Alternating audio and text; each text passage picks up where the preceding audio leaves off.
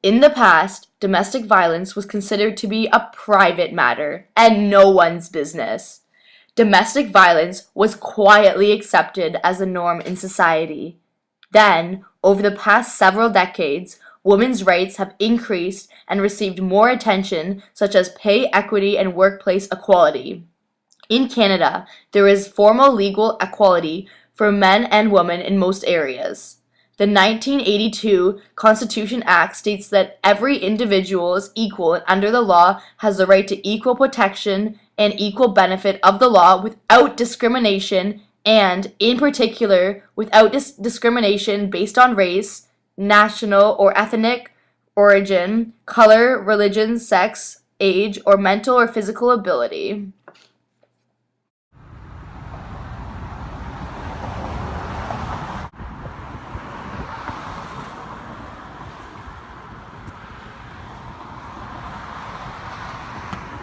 Hi, I'm Stephanie Whiter, and I'm here at the Red Door Family Shelter, where women who have encountered battered woman syndrome from domestic abuse in their household have had to resort to here for safety. Dr. Phil has a TV show where he has victims that had experienced domestic violence come onto his show and talk about what they had been through and to try to raise more awareness for this cause. In this organization, he had created a t-shirt and bracelet you can buy for the price of $20 to help support the cause, along with applying your email so you can get active alerts about domestic violence occurring to make it unsilent and get people's voices finally heard. I went to bed at probably about 10 o'clock. And for some reason, I was sleeping on his side of the bed. I just see like the hall light on, and he's like standing there. And I was about ready like to turn like back to see like what the hell are you doing. I'm like doused with like a big pot of oil. And I just like get up and I just like, you burned me. Like, you burned me. I'm like, what are you doing? And I'm just screaming. And he's like, that's what you get, bitch. And I run over to my neighbors, just banging on the door. I'm looking at the door and I'm just seeing skin and blood and just everywhere. They opened the door and they had no idea who I was. They couldn't even recognize me. What was so bad about the grease is that he cooked with it. He cooked chicken and french fries. So now it's like the salmonella. Now I'm like, my skin is like now like really infected. And they gave me 48 hours to live. I spent 136 days in ICU. I had 26 surgeries and 3 reconstruction surgeries. I can't tell you how many blood transfusions I had. I got 3rd and 4th grade to burn, so it went down to my muscle. I was burned 65% of my body. I just wanted to die. I didn't want to be here anymore. It took me 6 months and 6 days to look in the mirror. When I finally looked into the mirror, I was in disbelief.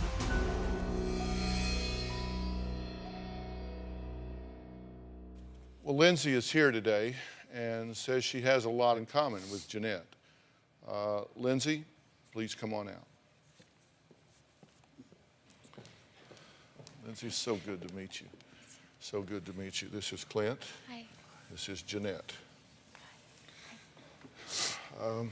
Lindsay, this is the first time that you've been out and presented yourself publicly since this took place, correct? Correct.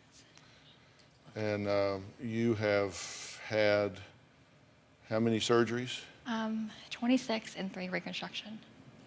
26 surgeries and 3 reconstructions? Yeah. You said for 6 months you put sheets over the mirrors. Yeah.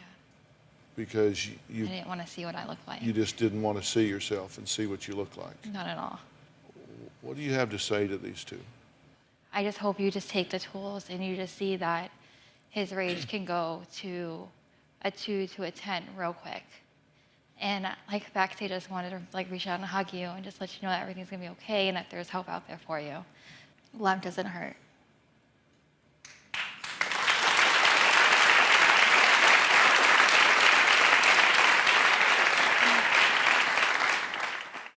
The first social change theory I'll be applying to this topic is by Emil Durkheim, which is the functionalist theory of change. In the recent past, women's work focused mainly in the home, and so the division of labor was mostly ignored, as women were not part of the labor force. Women would have not been considered important or even relevant in society as they did not contribute to the economy. Women and their work were not valued, and therefore women's rights were often ignored in society. Canadian women did not have the right to vote until 1918, and in Quebec it was 1940.